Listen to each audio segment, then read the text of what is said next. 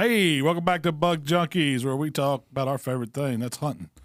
And got Mark, Mikey, and Jamie here with me. I'm Malcolm Reed, and we're going to get started today, guys. How y'all doing, man? Pretty good. That's a quick and easy intro there. Yeah, nothing to it, huh? Now, I figured this week it was kind of my week to come up with some topics, and we're going to talk about, a little bit what we talked about last week, what's going on at the farm, normal stuff. But then the main focus today, we got to come up with something to do, or what we do during the summer. I figured we'd start with checking on your blinds and stands and getting, kind of maintenance type stuff. To me, that's important. I fell through the wood on one last year for us big guys. You got to make sure your step three ladders, we missed on the maintenance program. It was missed. But that's what we're going to talk about today. We'll get to that later on. If we got time, we may talk about some of our camp recipes we've been working on, or anything exciting cooking or something like that before we get out of here. But I figure we start off with what's happening on the farm. Mikey, you was down. I know we've been all running different directions this past week after we did our podcast, but you went down and kind of checked on progress. I figured you'd tell us what's going on. Oh, he showed me some pics. We got record book wheat down there.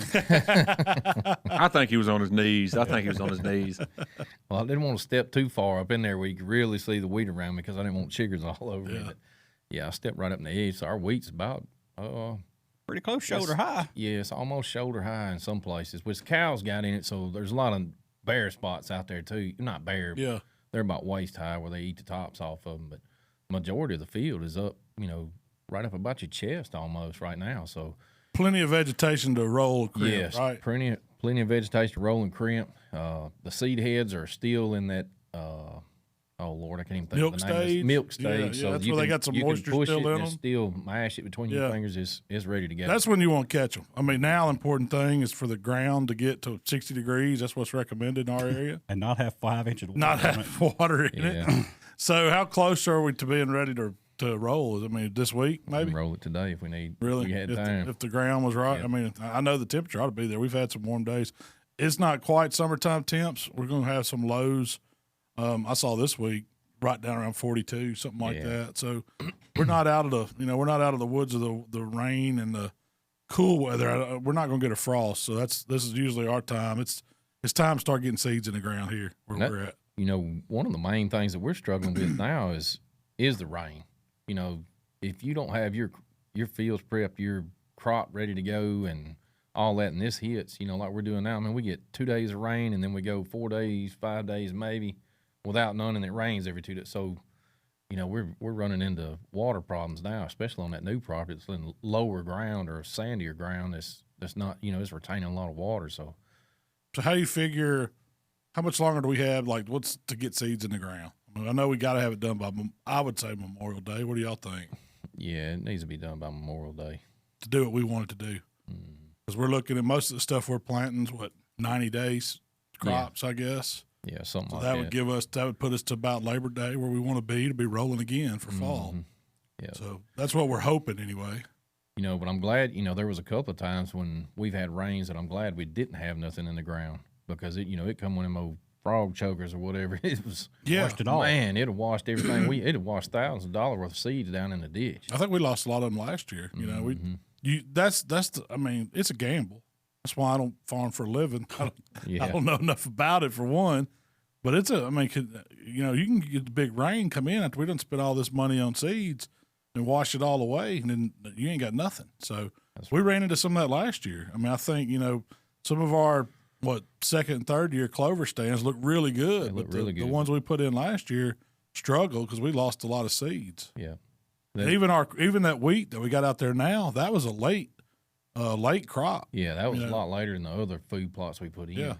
that was one of the last ones we done. And it was done well into October, I want to say. Almost November, wasn't it? Mm-hmm. Yeah, it was pretty late. Jamie, those were some that you drilled in, wasn't it? I think it's all standing there now. Yeah, first go around.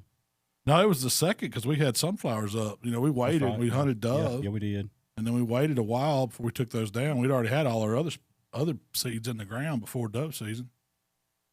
So I know we talked about it before, but with this system, Buffalo system, and drilling it into that, I mean, you got probably 95% more retention of seed in the ground, even if you do have a gully washer. It really can't go nowhere, correct? Well, that's Not you know, supposed to. we're hoping that helps a lot. That's the one thing about not breaking the ground and not having to, you know, get it down to dirt to where when it rains hard, you get a lot of standing water that it just washes stuff away. That's why we want the thatch. That's why we're, you know, leaving our weed up there, and we're kind of crimping or breaking it over without pulling it up out of the ground. Leaves that biomass there. So it's almost like not a fertilizer, but I mean, I guess it does have some aspects where the plant's still getting some nutrients, so it breaks down, and the plants that you're growing get to use those nutrients, but it acts as like a mulch or a top layer on top of it. And it holds the seed, basically. Holds the seed in place, yeah. But running that drill too, you know, like when we ran that other thing, we got that planter or whatever, or, you know, top sowing seed, if you know, even dragging it, it's still a lot of seed on top of the ground. So if a big wash comes in there, it's taking it. It's gone. Along with your top layer soil. Yeah. See, that's what those heavy rains do. They, you know, you got erosion going on. All that good dirt that you've been working hard on is getting flushed right down the stream. What'll happen so is now we want to hold it. It won't.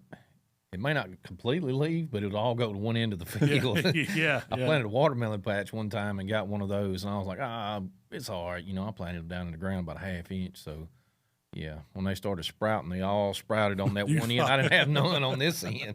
They climbed back up the hill, though? Plant all of them. Well, I did see a guy the other day on, I think it was Instagram. It was one of the little outdoor hunting little channels deal, and he had one of the aerators like you pull on your yard behind his four-wheeler. Yeah, with the spots you fill up with water like a drum. So what he done is he sprayed and killed everything, got it down to almost bare ground, and then went through with that aerator, threw his seed out, and then drug it over it so all your seed was in the holes, and that made sense, you know? Yeah. It kept it from, it can't wash off, you know? Mm-hmm. It may not be as good a seed coverage, but it ain't going to get washed out. I've seen a lot of times guys will do that, then they'll come back and put sand down, level stuff up, or put hay down, put the water sprinklers on it. That's for, you know, like yard stuff. Yeah. Well, that's what it comes from, is overseeding your yard with those aerators. Yeah.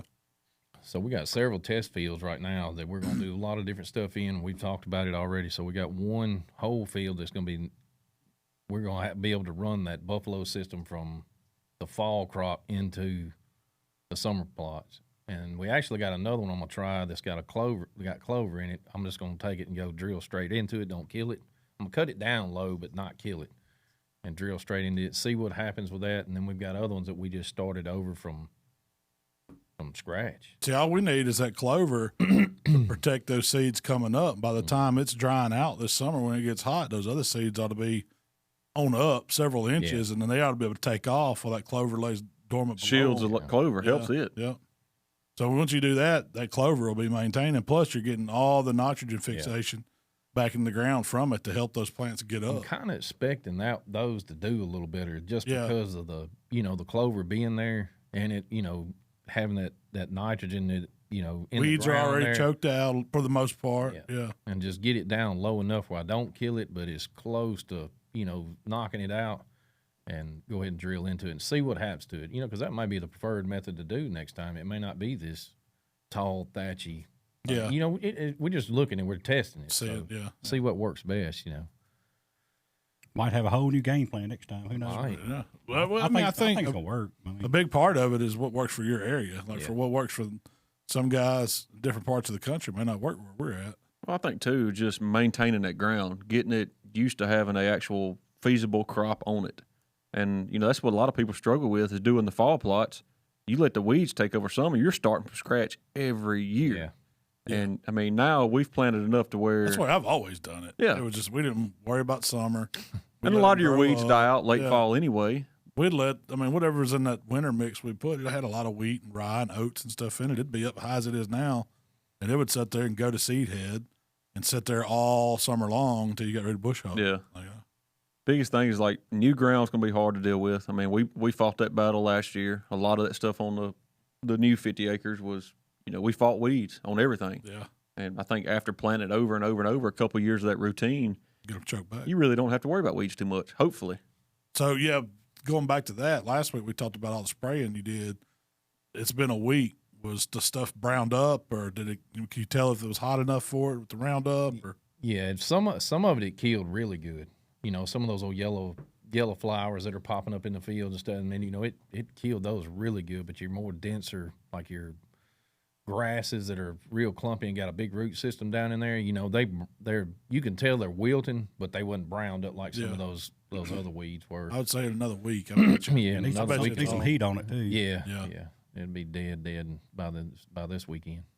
That's good. You know, that stuff, we don't have to worry about letting it sit so long before you can go to seed bed. It's one of the chemicals you can pretty much go right to, right? Yeah, and that's something I did not know, you know, because we sprayed last year. You know, I was spraying the clover plots and stuff. So early in the season, I sprayed them with 2,4-DB, not 2,4-D, like you spray on your yard. 2,4-DB. That's the only thing you spray on clover for broadleaf. So I sprayed that and then came back and sprayed clethodim, which is a grass. You can spray it over.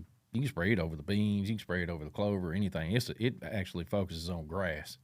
That stuff, there's a 30-day wait period before you can plant in there on top of that. Now, I ain't never tested it, but I didn't know that, you know, so that was something I learned from, or, you know, Chisholm told us from local about spraying that stuff. You know, be careful spraying that. Some of those chemicals you got days. Some of them you got to wait before you can do anything. Otherwise, you can put that seed in the ground and it may or may not come up. Neutralize the seed. Yeah.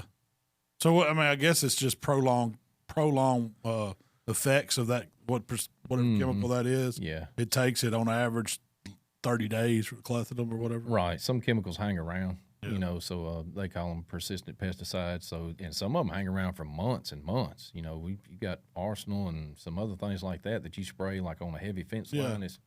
And that stuff right there, it'll hang around for 5 or 6 months. Really? It'll go through the summer. The pre-emergent stuff work? Is that stuff like pre-emergent? You talk about putting stuff down in your yard. Mm-hmm. You put that pre-emergent, it hangs out a while to keep all that new growth coming. Keep all that new growth out. Yeah. It don't last forever, but it does. It helps a lot. It helps a lot. So what's next on our, as far as summer plot program? Man. Waiting on seeds to get here. Waiting on seeds. He told me the seeds will be here in the next few days. So as soon as the seeds get here, we're going to drop them in a drill and put them in the ground. It's supposed to rain Saturday. Yeah, well, I looked earlier. And Sunday. We're going to Arkansas. It's supposed to rain from Wednesday to Sunday in Arkansas. So I'm going to go down and check the fields. Probably Thursday, I'll probably go down there and check the fields and see how dry they are. Yeah. You know, because I'm sure that drill it's not going to act right if it's muddy. Yeah. No, it'll come up quick and it'll let your seeds not get, get the seeds blocked up in it. We're good.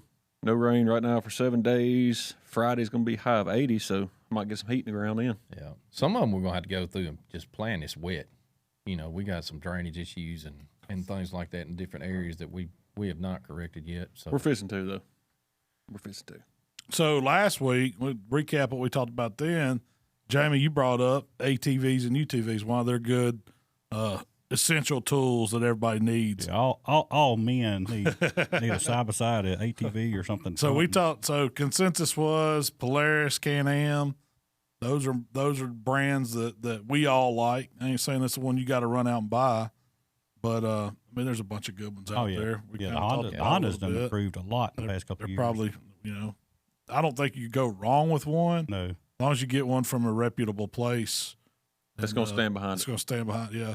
What do y'all feel about buying them used? Like, are y'all?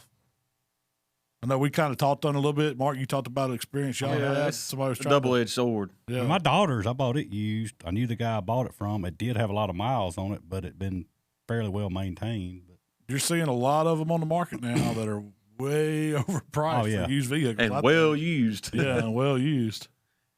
No, it's one of the things. Just do your research. You know what you're buying, know what you're getting into. It does not help if you're not very mechanically inclined. Get one of your buddies that are and get him to go look at it with you. You know, somebody's got an eye for that kind of stuff. Yeah. Four-wheeler, hands down, walk up to it, take the seat off. If the seat's waterlogged and weighs 150 pounds, you know. Drop that one and go. Underwater. Skip that one. So everybody knows you use UTVs, ATVs, getting back and forth to your stand. What's some other uses? We just recap what we talked about for use of them. I mean, enjoyment for us. Yeah, we put miles on. Yeah, we go. Like I say, we're going this weekend over to Arkansas to do some trail riding. We do a lot of like mountainous trails, I guess you say. Some of them difficult, some of them just scenic, you know, and just getting out outdoors. And heck, we go to a place up in Tennessee, you might see a black bear in the morning, a elk in the afternoon. I mean, you see some crazy wildlife, and it's a good time.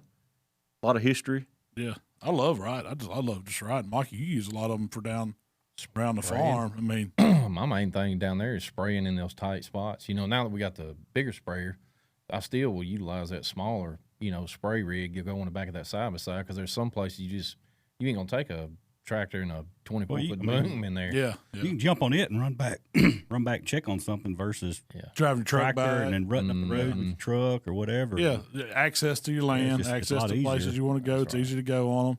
You crossing creeks, going up and down ditches, whatever, going through little mud holes. You ain't got to wear and tear on your vehicle. You're doing it on something that's meant to do that. Yeah. You know, used to people would complain they were hard on the land, like four-wheelers, because they had a solid rear axle. You turn, it would chew it up. But now, like yours and Jamie's both, it's got an open rear differential. It'll turn on the dime. Yeah. It ain't going to tear your yard up. I've noticed that running around our place that it's, I mean, unless you're really trying to make a mud hole or something, they don't do it. No. Tear up They're the very roads low too pressure. much. They're not tearing up the trails, and they're not, you know, it seems like, I mean, they don't do as much heavy traffic. I mean, as long as you're not heavy traffic on them, you ain't got to worry about that. Yeah. Now, I don't know if they spook wildlife. I know a lot of these bigger hunting clubs, I don't know if the island was like that or not, but they don't want you riding What's the UTVs in, or, you know, it's a walk-in only, or you got to, you know, electric vehicles only, a lot of them are. But I guess that's for disturbing. See, we got that figured out. We just stay on them all summer. It don't phase them. Yeah, Don't get them used to Well, I it. mean, I think it goes to where you're hunting too. I mean, we're not hunting big tracts of property. We got, you know, 200 acres here, 150 acres there. That's about it. Well, all the people around us are working ranch, roads, houses, people riding all the time. There we're at, used to vehicles. Oh yeah, same It's thing. commonplace. When they see you on them, they just stop and watch you. I think we need to start like riding them wearing an orange vest so they confuse them. They don't know what's deer season, what ain't. You know, get them. Nocturnal, nocturnal. Yeah. That's all right. We figured that out too. Ride around at night. How do you keep your deer from being nocturnal? Ride around at night. Don't let them sleep. Don't let them sleep. Make them move all night. It ain't nothing to stay up and drink till 1 or 2 in the morning. get out and go going. ride around. Well, you got to do population check. That's like Inventory. don't stop. Yeah, inventory. That's what it is. We're taking inventory.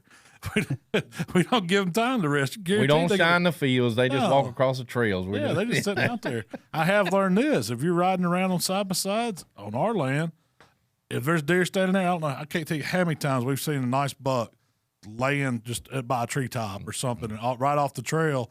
And as long as you don't stop, that dude will just sit there and watch you. He Just won't bust. don't pay he him no won't- attention. Don't pay him. Yeah, you can ease down. Just keep on going.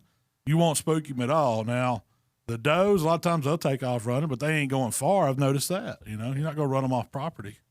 I think they're leery of it. You know, they don't want it to ride by them. Yeah. You know what I mean? So they'll step back in the woods and, you know, let you go on by and then Yeah. ease back out if they ain't They already know what laid they there. are. They know what they are. And they know who's on them. So, Yep.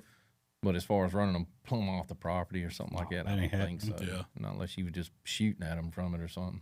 So we talked about some accessories we got to have last week, and you know, windshield, roof tip, winch, heater, but we didn't touch on upgrades. Now I know, you know, Jamie, That's unlimited. y'all got a buddy that's got a shop. I thought we'd mention him just Yeah, because yeah, it's a Michael local Garber's friend. got Yeah, DeSoto Off Road here in North Nesbit to us, but North Hernando is what they call it now, I guess. But yeah, he's got a shop up there. Does tons of specializes tires and wheels and aftermarket auto accessories, right? Yeah, Pretty much yeah. whatever you want. So that's a big market too. I mean, you don't always have to go OEM on the stuff. No. There's probably shops in most people's local area that sell stuff. Now I don't know from experience. I mean, I think it's good to have a relationship with somebody like that. yeah. If you know somebody or make buddies with them or whatever, don't just, you know, go in there blind buying stuff. I wouldn't say, but what do y'all think about adding tires and lifts and all that stuff to your rides? You got to. Yeah, I ain't too much on a lift, but tires. I mean, your factory tires, they ride good, they drive good, but just like you experience, you gonna get a flat. Yeah. You know, they're only some of them ain't but 4-ply. You know, so you can definitely upgrade to a 6 or 8-ply, or you know, get a lot better tire. Heck, some of them nowadays for side by sides are 10-ply. And as much as you're in and out of the woods, thorn trees, anything like that, you know, that's the worst thing you can have is a flat while you're hunting. So definitely not necessarily go get a big aggressive tire. Get something you like, but just get a better grade, higher quality tire. You don't think you ought to put a lift on it to give you a little more ground clearance if you're going through the woods or something? I don't think so. You just more wear and tear that way, and it rides like a log wagon. Yeah, they do definitely ride rougher. That does it. I mean, I guess it always voids your warranty and you go doing stuff like that, doesn't it? Kind of depends on your dealership for one, but I mean, now the suspension on them is so much better. You can adjust your ride height pretty easy on them without having to go the lift route. Yeah. And like I say, yours comes with, I thought, 27s, maybe 27-inch tire. You can put 30s on them fairly easy, and that'll get you enough ground clearance and get a little bit better tire for sure. Mikey, I know you mentioned you like a radio. Man, I gotta have a beer holder and a radio in mine. Windshield, keep the bugs out of my teeth. That's it. Or an excessive. I don't Once need you got no that, tire. you're good. You don't need tires. You don't need lift. You need no winch. You just stay put Point A as long to as you don't point run out of B. beer, right? That's right. As long as it's got something to throw the deer in the back, hold the beer. Is there any other upgrades y'all can think of you need, or spare parts that you should keep with you? Or We anything? carry spare parts. I mean, me and Mark's pretty much got a shop on wheels. Yeah. I mean, between our- We do a little bit of different riding than what your casual hunting camp riding is. Yeah. I mean, I have pulled transmissions out on the trail, so I mean, we do what we have to do. I But think that's tough there. you do. I mean, it's once you get to that side of things, as the recreational sport side of things, I mean, the sky's the limit. I mean, I want to upgrade my seats, just make it ride a little better. I mean, a lot of the stuff we do is pretty rough terrain, and they got suspension seats that make all the difference in the world. So I mean, you got stuff like that. I mean, heck, mine and Jamie's both, day one we bought them, we pulled the transmission out and changed gears out in it to what we wanted it to be. So we're kind of That's a little more advanced. a little bit more. Somebody like me and Mikey is just riding around the farm. Yeah, y'all are good. Just get you some I tires, had a to radio. get a new seat, but it's because we wore one out. That's the only reason why we had to get a new seat. And what was it, a tie rod or stick? No, I don't know how y'all done the tie rod now. I think old Creek Bed did that to us. That was We did that stuck over in Arkansas, following y'all on that some of y'all's was adventures. creek bed and possibly Fireball. Fireball and Creek Bed got that. It lasted a while. We knew it was bent. We just finished it out crossing the. Where was we coming out of it? coming out of that ditch on the north line over there. Dropped down in it. When it come out, I heard it pow. We knew something was wrong. I That looked was a out the long front. ride back. Oh, And it don't was. drive good. Heck no, No. Mikey had to keep his foot out there kicking it every 5 yards. He's kicking the tire back straight. get back straight. We limped on back though. That's all right though. That's about a 4 beer ride back. Your two how did you get it boys fixed? got it fixed though. Yeah. I mean, y'all showed up. I don't know how you happened to I have had a tire one in my rod. truck, did I not? You did. Had a tire rod. I y'all don't pulled even it own off, a had it back. Can-Am. We was back at 5 minutes, we was back at it. That's what I'm talking about. Roadside assistance ain't got nothing on y'all. One thing we've upgraded to That's lately. trail that- side assistance. Yeah, probably the newest mod me and Mark's done is a side-by-side radio where you can, it's not a CB radio, but a two-way radio to communicate. It's a satellite radio. Okay. And that's been You don't have to have game changer. cellular service. You can talk wherever you want. It's Kind of like a ham radio, really, what it is. Yeah. You just run off a frequency. But it's got all the weather stations on it. I mean, it's good to Built have. into the ride, or is it just something you put? It's an add-on, but Yeah. I mean, they're they're not much bigger than your iPhone. it's a guy on Facebook called Side by Side Radios, and he's got Yeah. his brand. I mean, he's super knowledgeable. He can help you out. a Water lot. resistant. Yeah. I'm actually installing mine this afternoon before we go out of town this weekend. But you get to go on these trail rides and stuff like that. You kind of need to keep up with the group, So it's at least a good idea for the guy up front and the guy out back to both have them at least. The guys in the middle, not necessarily, but just to make sure everybody's doing okay. Ain't nobody had a Is it flat. like a two-way deal, like a walkie-talkie, or is it a dial-up type? It's like just like a CB radio. It's just Okay. different frequency. They pick up a lot further. Gotcha. Yeah, Like- it ain't nothing. You can talk crystal clear 10 or 12 miles Really? between two bikes. Yeah, easy. yeah. So that's kind of a safety feature. And I mean, that's something, a lot of guys that are, like down in South Mississippi, they run dogs. And that's the big thing now is these guys hunting out. They pretty much Hog hunting, yeah. hog hunting, Yeah. anything like that. It's good to keep a communication between the camp and the guys out there hunting. And we know plenty of people that have it set up in their side-by-sides and they have like a base station at the shop. Somebody gets back, hey, I got an 8-point on the ground, just letting y'all know, whatever, it helps you out. A little communication. Well, I here know and there. we have cell service sucks in a lot of places we hunt. Yeah. I mean, and from stand to stand, which is weird. You get one But of them it metal does. box stands, it's Yeah. going to suck your battery Yeah. out. Oh yeah, for sure. There's that's one of those things, and when you need it, you need it. It's nice to have. You know your cell phone ain't gonna work. I think a light bar is one thing I like knew about on mine that I like. I didn't realize how much a light bar helped compared to those factory headlights. It's Man. huge. You turn that dude on, you can see everything. And again, the game warden's going to be calling Malcolm. Why do you need a light bar? Yeah, why you need light bar? I mean, because I don't want to run over nothing. Well, I mean, we go in way before daylight, so I mean, Yeah. it definitely helps on riding in the mornings. Yeah. Sometimes we ride out. We don't run it in the mornings. Yeah, I'm used to running blind in the morning. It's coming out, or I like to see where I'm going. Well, no, lights It are. ain't in the morning. We have I guess I the never, Buck Junkies I never did think 1-800 about it number. helping in the morning. It probably help you get back in bed pretty quick. It's on them inventory runs. And inventory runs is pretty good. Well, that's when we're trying to manage the Trying to keep possum. the cows out of the fence. You got to go out there and make sure you see them out. Yeah, see 'em. Speaking of the cows, they got the fence fixed, I guess. Yeah, they got it fixed. Neighbor put up a new hot wire for us. Great. So watch that. We'll find that. And you got me down there weed eating around the fence. Yeah. It's actually on the ditch over there. So Yeah. I had on here back to side by sides about financing. I know the first one I bought, I financed it. I mean, I think what's the company that does it? Sheffield. Yeah, Sheffield does that's who real good rates. that's who dealer did. They had gooder rates as anybody, and it made it affordable. I mean, yeah, you still had a $200 note, but I mean, It's a lot better than it's a lot 20,000 out of your better. pocket. Yeah, that's right. That's right. What do y'all think? Y'all Oh, I mean, finance? if I had cash money to go buy one, I think I'd still finance just because Keep your cash. people is the stealing's big right now. I mean, Oh yeah, You're more than likely to get insurance to pay for what you owe versus just paying you. Right. You know, Yeah, You're gonna let's fight not the pay it insurance off. regardless. Man, I didn't think about that. that's the same thing like a new vehicle. That's a good call there. Yeah, I mean, new vehicle, I would never go pay cash for a new vehicle. It depreciates so much. There's no possible way I'd do it. 9 times out of 10, you're gonna get rid of it. That's right. Pay I it off mean, anyway. Use their money. Yeah, I agree with that.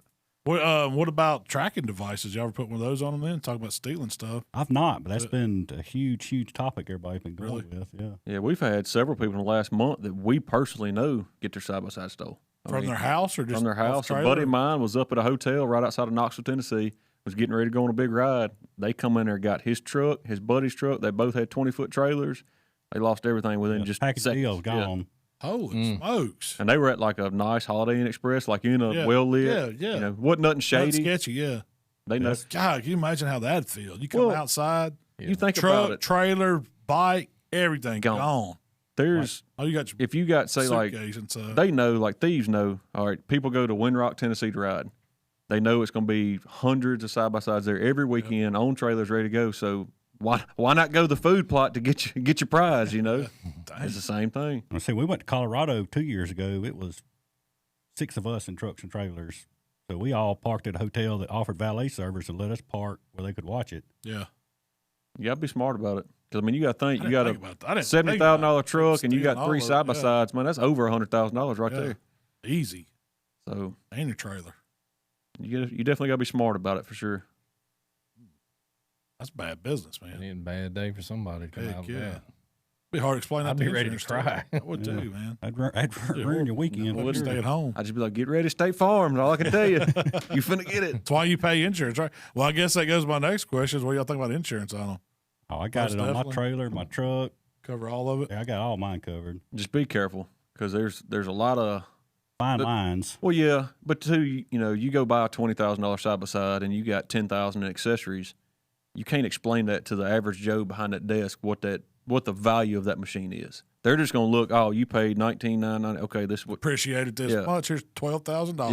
Yeah, and you got 30 grand in it. You know, See, so this last one I bought, that's what I did. I added the bike plus 10,000 accessories. It covers tires, wheels, windshield. Because it don't take long to spend No. $4,000. Who'd you go through, like Geico or somebody, Progressive? I used Debbie over at Clay and Land Insurance in Olive Branch, and I Yeah.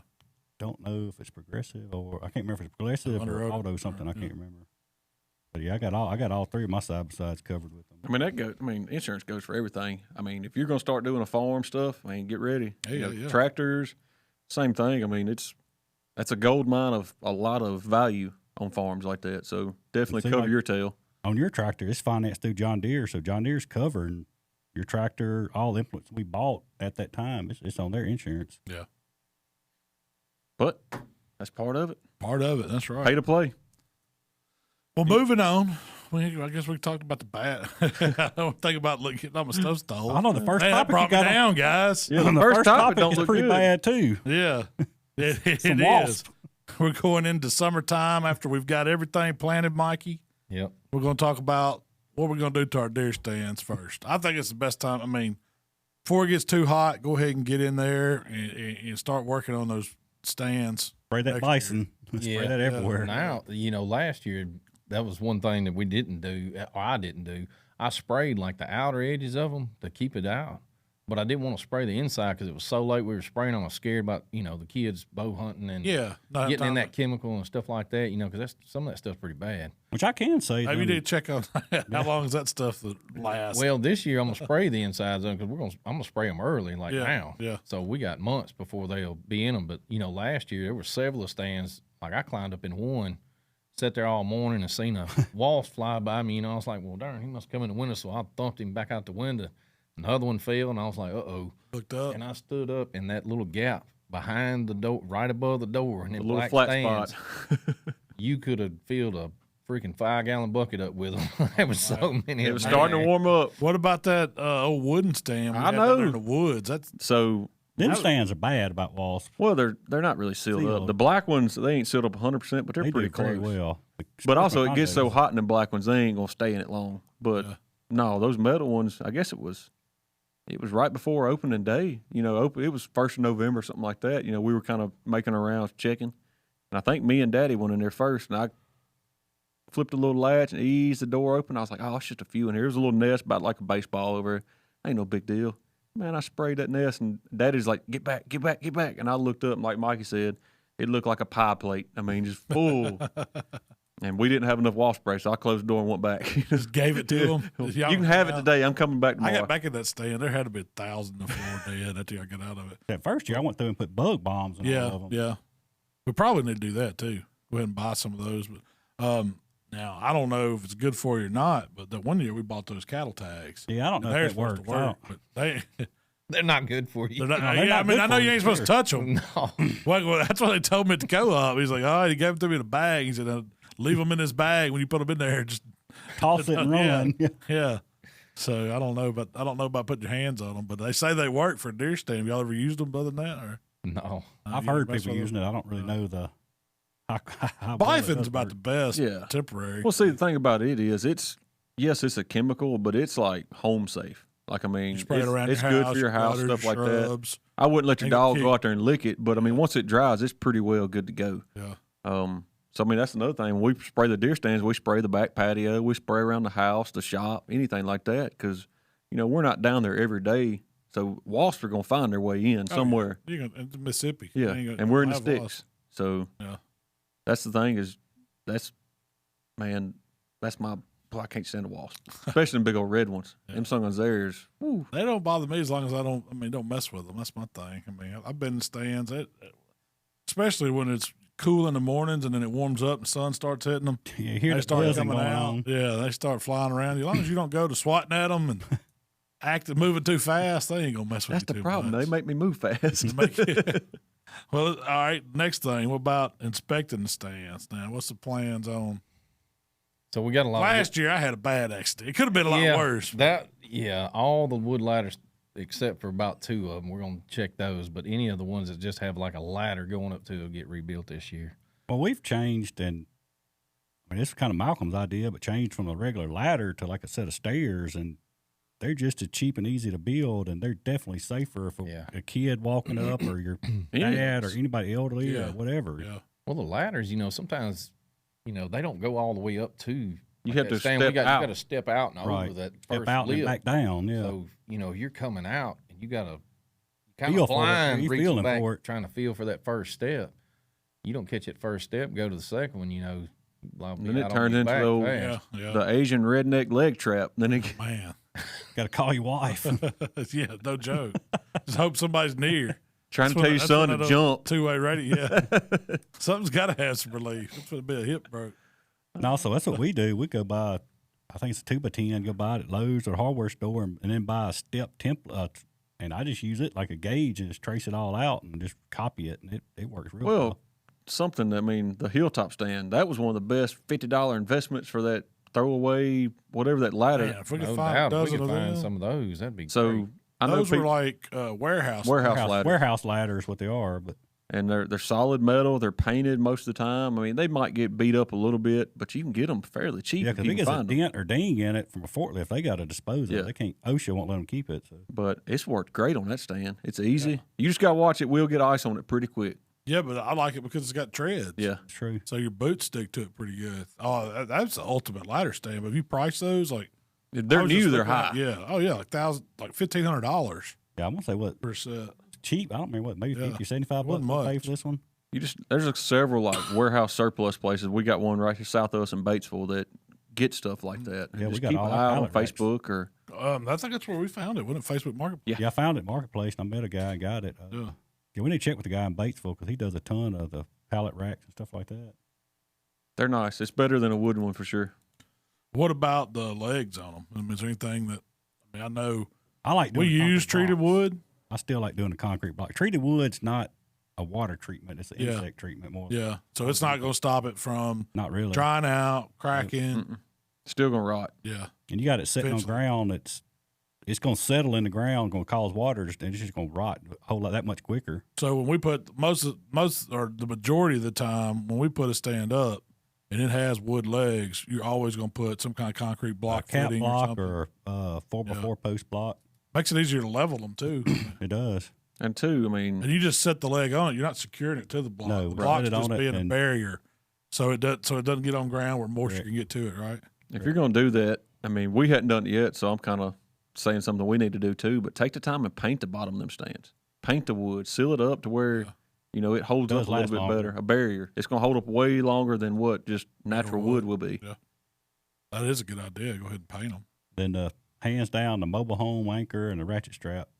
Yeah. We had that done to one this year, and it actually still blew it off the block. Hey, it saved us though. yeah, it would have brand been new a total stand. loss. Yeah, It would have lost We that put a stand. brand new stand out, and it's one of It was the the first bigger- week. Yeah, yeah. Storms come through, wind just got just right from that direction, and it moved it off the blocks. Yeah. And if it hadn't been anchored, I would have it been would have gone. been shattered. It'd been Yeah, gone. 'Cause that was a fiberglass stand. It wouldn't. And it was, I put that anchor in, and heck, it was probably 2 Oh, they- foot. Yeah, just It didn't move. It just stretched that strap enough, and that strap was tight. it's just like say we had a bad storm. So those are just like corkscrew anchors. Yeah, You Yeah. turn, you put them in the ground about 2 foot. Take a regular 2-inch ratchet strap. Usually, you can hook them to these prefab stands that we've been buying have anchor points Yeah. on them a lot of times. But if you were using a homemade stand, it wouldn't be nothing to Running now around think- the legs, yeah, or something on it. a cross Run 'em. brace, or anything. yeah 'cause Eye we had bolt this in it. wrapped Put around a the big leg. eye bolt them through one of the main braces or something. Yeah. It's How many do you think you need? Just one sufficient one for Most 6 of 'em. foot. for a 6-foot platform? Yeah, if I was like the Trump stand, we got 2 on it. Yeah. Because I mean that's a lot of that's a lot of surface area to catch wind, and that's a lot of weight. So once it starts leaning or moving, it's pulling pretty darn hard. Yeah. We've only had the South Trump, the only one that blew over. Was it anchored? I don't think it was. I don't think It was wasn't. either. No, At the I time. think- At the time, that one was not anchored. Yeah. It was just on blew a- over and busted yeah. a window and kind of dented it up a little bit. We got lucky on those. You know what? Those are some homemade stands. We bought those from a guy up in Henderson, Tennessee. Yep. Been a bunch of deer killed. I Yeah. hope. Yeah, for no joke. I mean, they're But, not as quiet and as nice. Oh and- no, it's just But what was it? $500 a piece, maybe. something like that. And I mean, I priced it. I couldn't build them for $500. That's right. And those stands, they're 3 years old now. That's third season in them, I think. Third or fourth. Yeah.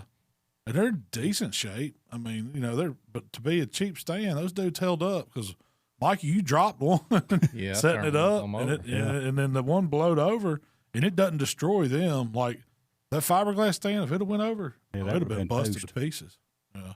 Now the sportsman's condos, You they can't could tear them probably up. they would probably take a lick because it's just molded plastic. That's still my favorite one. I like that. Is it? I like the 4x6s. I really do. I like everything about them. I just wish you could get them sealed up a little better. I wish the windows would seal up better. Oh yeah, the windows aren't as the 6x6 round Sportsman got a better window system than the 4x6s. But they're quiet. You can leave them closed and just ease them open. Yeah, I like them as far as comfort. The one thing I don't like about them is the window heights. If you got kids hunting in They're those high. stands, they're too high. You got to put them in some kind of raised, adjustable seat or something. That's why we put these office chairs in them. Adjustable height. Yeah, that they can go up, but still, like even having Michael in one, there's been a lot of times where he's tried to get on a deer and he's had to get up in the chair in his knees to get up in the Right. window. They're not, with the wood stands, like the Trump stand or the South Trump we call them. They we sat down on a bench and we made those the right height for shooting out of. Anybody can shoot out They're of those. pretty good. That's what I like. They're easy to shoot out of. So that's the only downfall to those prefab ones. A lot of times the window height's kind of messed up. Even those new Dixie ones, their window's still a little high on them. Those windows are harder to shoot out of to me. you don't have as much of a flat surface. I guess where that window trim comes up, it's pretty pinpoint. You definitely need like a window. sandbag. That was the ticket to those. It's a When better you light window. something over the window. Like I bought those. They got the one that's made for it. Oh, do they? Yeah, that like it Clamps on. It clamps over ledge? the bag. Yeah, That's they work pretty really cool. well. I need to get some of those because those just they clamp onto the inner seal, and it makes just like a gun rest. Mm-hmm. I just bought those Caldwell lead slet bags, that you can use for bench shooting, and they work pretty well. And you don't have it on here, I don't think. Probably my favorite thing out of all the deer stands is the buddy heater. I don't mind buying propane.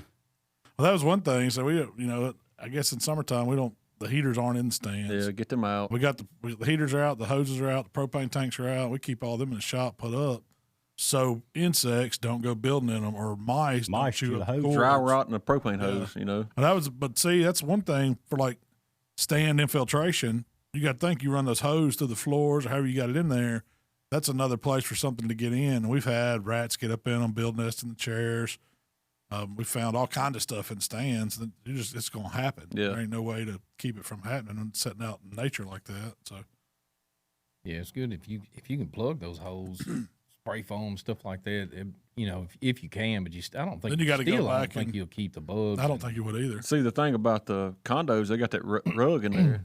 You flip the rug up, pull the hose through, and the rug's going to kind of somewhat seal that hose up. So mouse still gets into touch. Yeah, they figured it out. They're no doubt. They get a drain plug for a John boat and put in it and lock it in the summertime. Yeah. That would work. It would. I mean, I just don't know about having them shut up too airtight either. You know how something is, though. If it's completely airtight, it's got to breathe, and it's going to get stagnant in there bad. And you're going to have all kinds of problems. So it's probably good that they do get some air in them. Knock on wood, we have not battled dirt daubers down there at all. Just at the house. Yeah, they're at the house, but they ain't in none of the stands. Yeah. Ladybugs. You figure out a way to keep ladybugs out. Yeah, you can't stop those. No, them things are Japanese beetles or whatever. Yeah. Not really a ladybug. Yeah, no, it's a. They will bite you. I don't care what nobody says. Them things will Stink bite. high heavens too. Man, we went down to my brother and them's deer camp one time, and they had those. They got in their camp so bad. We had a push broom in their they had a pool table down, probably like a 20 by 20 room. We were push brooming them things out the door. They were rolling up. Oh, there was so many of them in the floor. They were rolling up over the top of the push broom. Holy smoke! They had got in that cabin bad. You can't stop them once they come in. Once they find a place to go, I guess nest or get in. I don't know if they're breeding or what are they doing, but they take to something. It's an infestation. Hardin Point Hunting Club. When I was over there, that's probably that's how the ladybugs are there. They're just it's crazy. They'll come in 1 week and they'll fill your cabin up. I'd never seen them that bad. I think they introduced them to fight the pine beetle or something. They won. Yeah, they won. I don't know. They have taken over though. Now nobody finds farms pines anymore. No, we got now we're these beetles. stuck with all these biting ladybugs. What about your ladder stands and ground blinds? What's the summer care on them now? I know ground blinds. You're supposed to take them out. We have a bad habit of typically not. take all them up, right? Typically you do. Yeah. But if they're collapsible, take them up. Ours are collapsible usually after we leave them out in the tree. Tornado gets them. Yeah. So pull those up, bring your chairs in, but the ladder stands, you believe in moving them in every year? No. It's the same situation. You're still going to have wasps. The downfall to leaving them is they will grow to a tree. Yeah, they'll grow to a tree. You need to grow go to the back and ladder check stand. it every year before you're going to check the strap anyway. Right. But you need to make sure you See, unhook the strap and kind of make sure it's not growing into that tree. And see, that's something else you leave too. a cushion in it? Or, something take it out. If you can take it out, get it. Squirrel will eat it up if you don't. The thing on the ladder stand is I will always put some type of metal chain around it and not just a strap. That way, when you go back next early bow season to check it, if that strap does break, you still got a chain that ain't going to break that's going to be there and put you a new strap on it. They will grow to the tree. And me and Mikey, I think it was me and you that done that old man stand. It hadn't grown to the tree, but you couldn't tell it on the ground. But, the legs slide together. Well, the tree had done grew a couple inches that year apparently. And the legs were just barely in. I stepped that first ladder and I thought I was gone. Oh, man. But see, all that stuff you got to check, though. And you don't want to wait till opening day. Which You is go what on a a lot of bow people do. hunt. Yeah, which a lot of people do, yeah. Well, that was why I put it on the list. I think it's a great time. Like, you get to know the property. You get to know how deer are moving on your property, and you got ladder stands in certain places. If you want to move them around, once it starts greening back up, but you want to get in there before it gets too hot, you can move those ladder stands too. Check them, put them in a new location on new trails or new crossings or whatever, and then you still got time to trim limbs, do everything you got to do, and they can sit. Like you got those stands there in place. Yeah. Or your big blinds. You want the deer to get used to them, so it's important to get it done way before season. We need to move original Trump before it gets just terribly hot. Like I say, do that in the next couple of weeks if we can. Once it dries up some more. That's the only bad thing now. We're just waiting on dry up down in there. It'll be a fun one to move. It didn't get the name Trump for no reason. He's big. He's big. He's big, ain't he? He's comfortable. I hate nobody hunted it last year, did they? I've never hunted it. That stand's comfortable. Yeah, it's the best of the best right there. All four of us could get in there, and we can have a podcast in there. about There's this much room in here now. It's as long as this table. It's like this. All right, Tyler, we're going to do a mobile podcast coming up. I gotcha. 4 foot by 8 foot inside. Yeah, inside.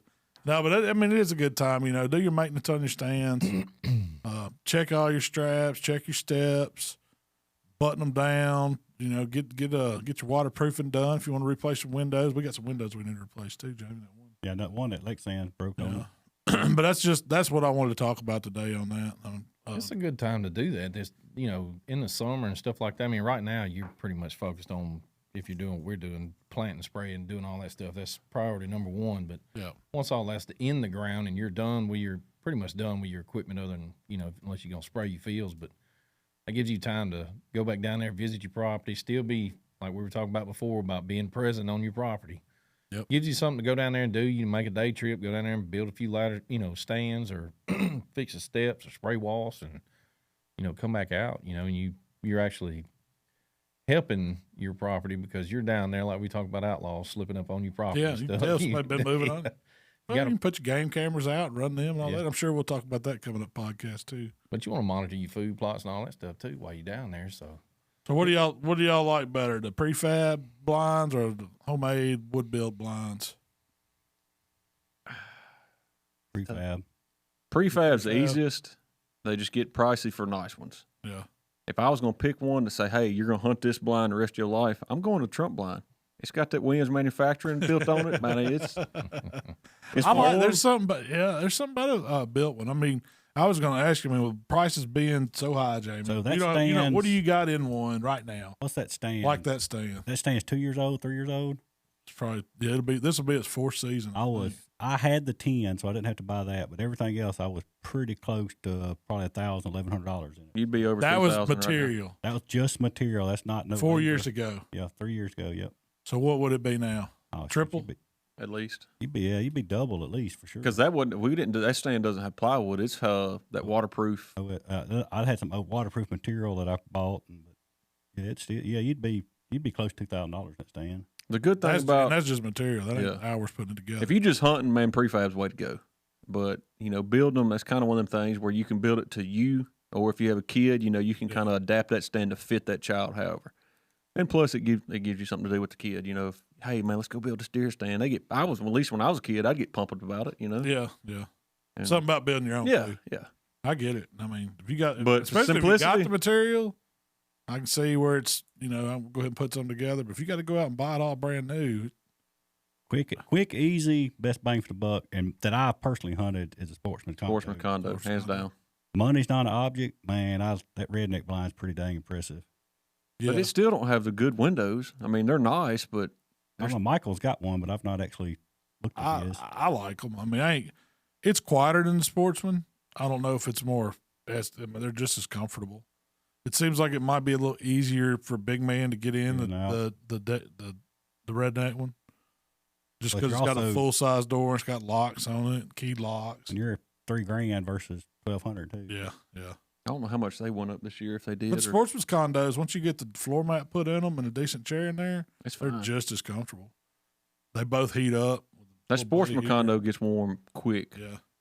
Oh yeah, I can. That'll burn you out of it. You Yeah. can't, when the sun comes up on those black stands, yeah, It they're gets warm. bad. And the ones we got in the sun are, if it's a warm day ain't a early bow in the hunting season, Yeah. Lord, no, they're not bow hunting so you're stands. bow hunting in your underwear and that thing. It's pretty Yeah. hot. man, getting out of them, and even though it was 80, 85 degrees outside, just stepping out of that stand. Felt like you was in just air conditioning. Yeah, it was like, good night. I didn't realize how hot it was in them things.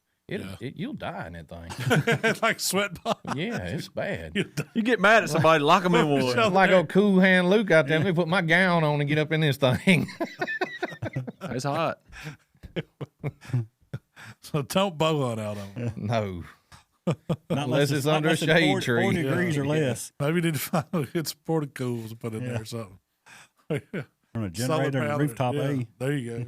I still want to build a. They just need a little exhaust to get the air out. Yeah. I still want to build a full-on something bigger and better than Trump for that plantation field. Oh yeah, I'd like to have John Like I'm about like a single wide in the Yes. air on pole poles. Heck yeah, we all Where go you can sit in stay it. in it. Yeah, Mike, you got them biscuits done yet?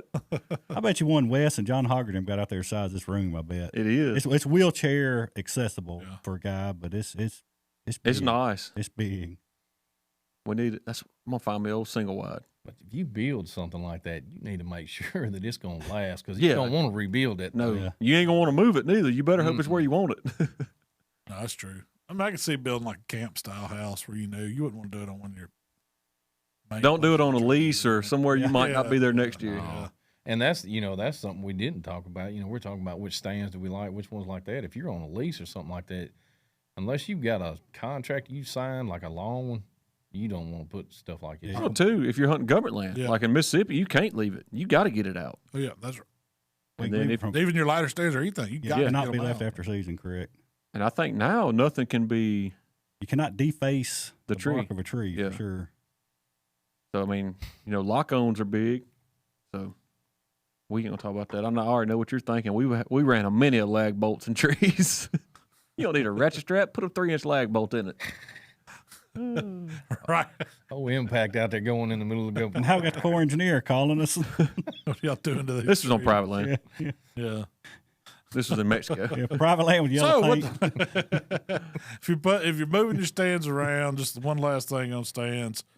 We done checked the steps and all that. We got somewhere to relocate. What's some of the safety stuff that we can think about? I don't recommend doing it by yourself. Always have somebody with you. It's like, for instance, Mike, Mikey. you can take notes on this, I mean, Mikey. Not that Mikey didn't know what he was doing, but he Yeah. could have hurt us. Just Yeah. you think you can do it by yourself, and then It's a lot of something times, you especially a ladder stand. I mean, I've done it. You walk a ladder stand up a tree, it can get out of hand quick. happens. I will tell you, Mikey's hands down the best ladder stand putter up I've ever seen. He can walk a 40-foot ladder stand up a tree by himself. I don't know how he does it, but he can do it. And attach it. And I done seen it. He can do it. Yeah, there's a lot of safety issues to moving those. You need This Don't topic listen- was, do not listen that to topic Mikey. was for you. Am I the safety manager on You're this the thing? safety manager. Do as I say, not as I do. Let me You're show you one of those what not guys. to do. Yeah, what not to do. I was with you one time first time we brought those condos down there. I didn't even know you that good. And one of them knocked you off the trailer. I slipped broke off the his trailer. leg. Yeah, broke your leg. I slipped off the trailer. Yeah, we were pushing it on the back of the side by side, wasn't we? Yeah. Yeah. We was I on do a, not recommend that neither. No. and y'all say a trailer, everybody's thinking, 16 foot. No, this was a 32-foot gooseneck. deck over. So you was about 3.5 foot off ground. Yeah. So the side rails, it was raining. It started raining that day. So you got about 4 inches of metal or 3.5. That's slick. And man, it was like ice. My toe hit that, and I pushed that stand. And when I did, my right leg went to the left and hit me in the left ear. And off you went. And I was gone. Before I could realize what had happened, I was on the ground. You definitely a lot more flexible than you thought you was. You didn't know you could bend that way. And it was tough. No, I think you do need to be careful. Like if you're moving stands, Well, make sure you got enough people to help you. it's anything. What we like doing stuff down there like land maintenance, you're messing with stuff that could get you at any point. Oh, yeah. Tractors, discs, Yeah. bush hogs, Chainsaw. mulchers, chainsaws. And heck, I jacked my ankle up last year and it was just stepping off a machine and You never know. you don't know it was in the grass, but you couldn't see the big hole underneath the grass. And just be careful, play smart about it. I don't know what the OSHA approved method for raising up one of them stands would be. We've always just stuck 2 sticks in it, Yeah. Got Start to pulling. stand it up. Here, stand under it, Mark. You hold this one, you under that one, and let's go. I don't know. But that you gotta be real careful about that stuff, and we didn't elaborate on what I'd done, but that stand had four post legs on it, and when I set it down, it was unlevel.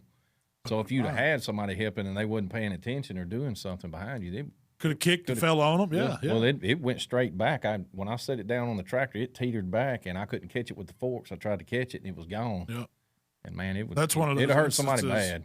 Where we're lucky you didn't have a kid with you there, you know. Somebody over there with their back to you. That's why it's important to always use your head when situations like this. Look out for you and everybody else with you when you're doing stuff like this, because we are dealing. Oftentimes, people are dealing with stuff that could seriously cause some harm. You know? That's something too. I guess we were talking about different stands. That's something to think about. Is like, to me, the sportsman condos, they're the easiest ones to put up. Yeah. Them ones we got last year, the fiberglass ones, they were the biggest pain in the butt to get to set level, because they had some of them had 5 legs, some of them had 6. Yeah. And it was different. Me and you fought that one to try to get it level. Yeah. And that's something to think about. Simplicity definitely helps when you're out there in the woods. Dude, like, what do they call those elevators that's on the bottom of the condos? No. You can buy just the elevators. Yeah, that's what we put on the trunk stand. Yeah, that's kind of what those. That's what's on the bottom of them. They're just molded in. Yeah, it's a receiver for a 4x4 that you bolt in, and it allows the legs to kick out at the right angle to where when you get it stood up, it kind of holds itself, and you still come back and brace them. But the other ones, they didn't kick out enough. They didn't kick out enough. They were more upright, and it was stiffer. narrow. Yeah, and they were a little sketchy. I mean, it was one. So you get them just right and braced back. Once you get it right, it sits right in place. But I'm talking about a 1/4 inch will feel like a mile trying to get it right. Yeah. But as y'all can tell, we have quite a good time doing stuff down there at camp. And we are not professionals by any means. Yeah. That's why we're junkies. But no, there is like hanging stands, especially ladder stands, lock-ons. I mean, that's one of the most dangerous things you'll do as far as hunting season goes. And those are just important to check. Yeah. And keep safety in mind. Have somebody with you. A lot of the stuff, they got the pulley system now that you can pull them up with, Take advantage of it. If you don't feel if you feel uncomfortable doing it, get somebody with you that is comfortable, or get a second opinion. Don't afraid to ask for help, for sure. Well, even those commercial ladder stands that you buy, what are they? Old man's, not Big Mud. Is it Big Muddy? They got Big Muddy too. Big Muddy, and some of those. I mean, those things don't last forever now. Yeah. So I mean, your welds on those, they'll, the paint will crack on those. That'll get rusted. So from year to year, you need to go in there and check all those. And that's one thing that's the worst. That's my least favorite thing to do, is to hang a ladder stand and climb up there and put that ratchet strap on that first time. Yep. Because it's not harnessed to the tree, and you're really not. What are you going to harness to? You can't put a climbing rope on or nothing like that, because it's back away from you. So you pretty much counting on your buddy to hold it against that tree, I guess. Yeah. Don't make him mad the night before. Well, no, that's good friend of ours, Jay Craig. He owns a welding business up in Indiana, and he does a ton of manufacturing and stuff like that. But he had a friend of his buy a brand new 2-man ladder stand, and I forgot what brand it was, but it was a well-known brand. Yeah. Brought it to him. The whole stand was just tack welded. They never completed the process. Like, all the steps were just one little tack. All the things for the platform, one little tack. And that's what he had to do, was go in and re-weld everything on that stand, because it come out of the box. And if the guy wouldn't have caught it, hung the stand, got 2 or 3 steps up, one of them tacks broke, you're done. Yeah, yeah. And just inspect it. Even if it's brand new, still give it a once-over, because, your life depends on that. That's right. I had a climbing stand that was like that. It was just barely tacked, the expanded metal on the floor of it. I never checked it, pulled it out of the box, put it on the tree, hunted out of it twice. Second time I hunted out of it, the welds broke. Thank God my feet hit a cross member in the bottom of that stand, or I'd have fell right through it. I went through the bottom of it. Yeah. Wear your safety harness. First, always harness. That's right. Be smart about it. Or do like me, stay on the ground. Yeah. Malcolm, like, how far are we going? How far are we going? I got to go over the stick, shake out the snakes out. That's it. On a better note. You cooked anything good lately? Man, I had some good crawfish this weekend. That's about the best thing I had. Somebody else cooked them for you. I didn't cook them. I just got to eat them. No. Are we going down there to cook them next year? I was looking earlier. That contest. There's several contests this past weekend. So they're always right after Easter. And a buddy of ours from Hernando went down. Mr. KT Kevin Todd went down and won the one at Gulf Shore. It was at the Biloxi or Gulf Coast Coliseum. It's a big deal. Like, they had a big 3-day music festival. It was all you could eat crawfish for 3 days, but the contest was only on Saturday. How do you judge them? I mean, that's what. That's what I did this past weekend. Man, I wouldn't say it's difficult but the hardest thing is they ask you to only get one crawfish. So all the teams that are competing turn in a blind box just like we do in barbecue, full of crawfish, and that's the only thing supposed to be in there. No sides, no potato, sausage, corn, none of the good stuff, just crawfish. So I was thinking you get like a plate with 3, 5. So that's the thing. Like, you can't judge on just one. Well, that's what I mean. You're just judging. So you're judging on how that crawfish look.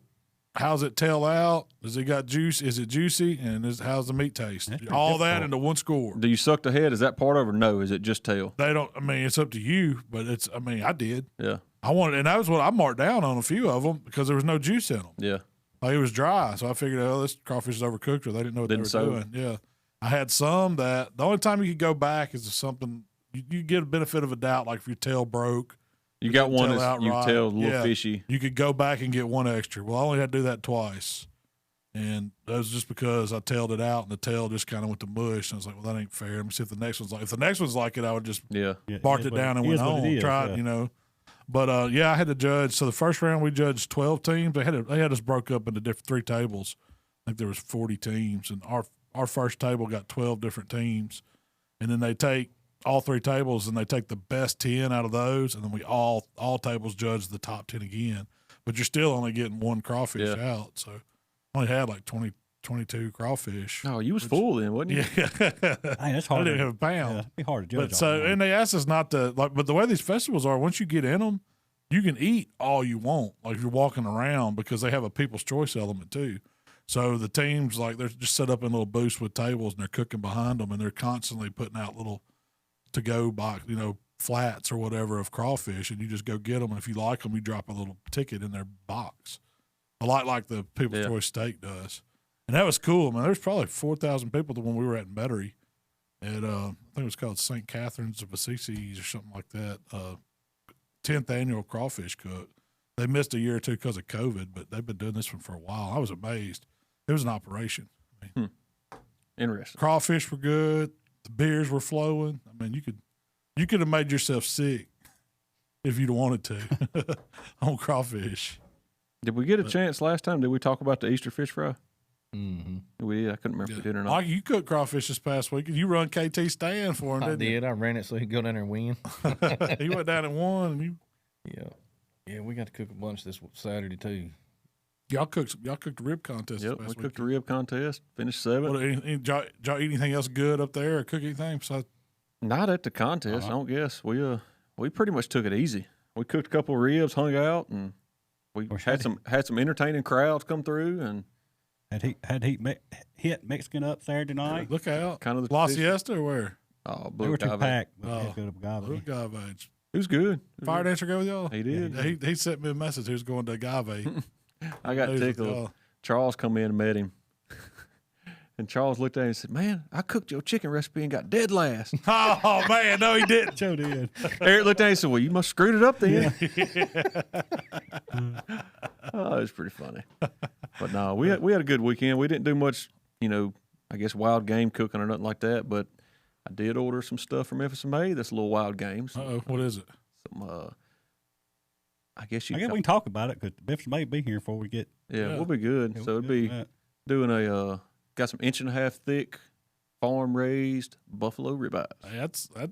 That's exotic. That's wild game. I don't know if it's wild game. You can't hunt them anymore. Pen raised. It's definitely exotic.